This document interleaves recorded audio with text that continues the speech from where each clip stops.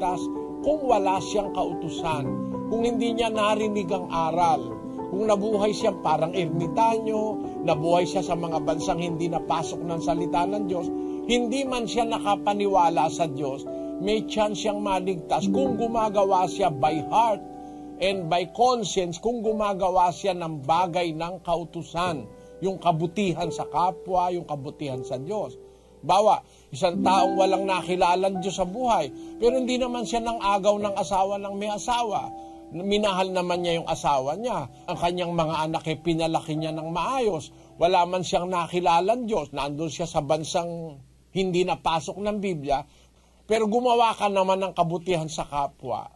Nabuhay ka sa isang panahong wala kang narinig na aral. Doon ka namatay, may chance kang maligtas.